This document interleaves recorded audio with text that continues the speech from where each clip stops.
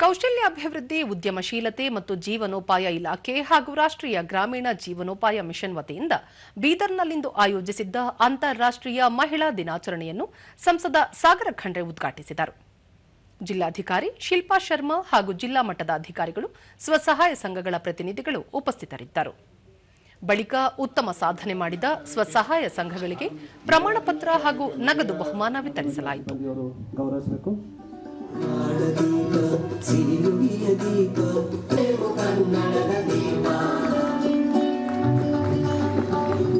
ಪ್ರಸ್ತುತ ನುಡಿಯನ್ನು ನಮ್ಮ ಜಿಲ್ಲಾ ಪಂಚಾಯತ್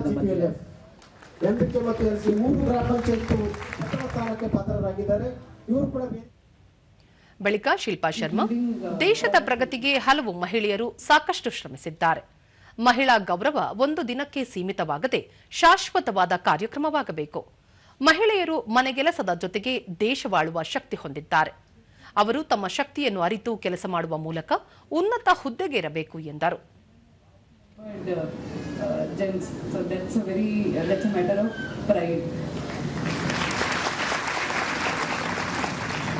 ಈ ತರದ್ದು ಅರೇಂಜ್ಮೆಂಟ್ ಬರೀ ಮಹಿಳೆ ದಿನಾಚರಣೆಗೆ ಆಗಬಾರ್ದು.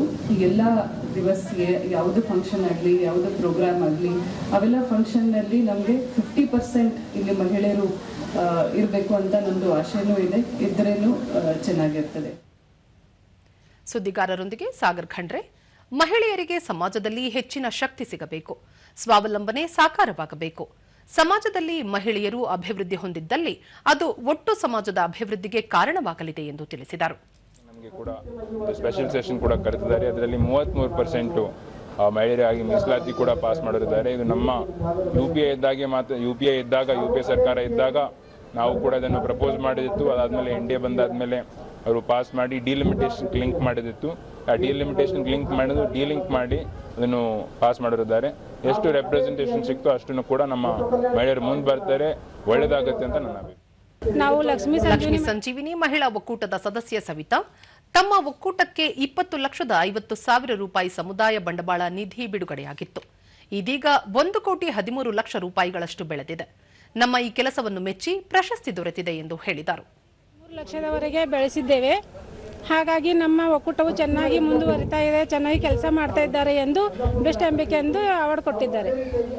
ಅಂತಾರಾಷ್ಟ್ರೀಯ ಮಹಿಳಾ ದಿನಾಚರಣೆ ಅಂಗವಾಗಿ ಇದನ್ನು ನಾವು ಸ್ವೀಕರಿಸಿದ್ದೇವೆ. ಇದು ನಮಗೆ ತುಂಬಾ ಖುಷಿಯಾಗಿದೆ.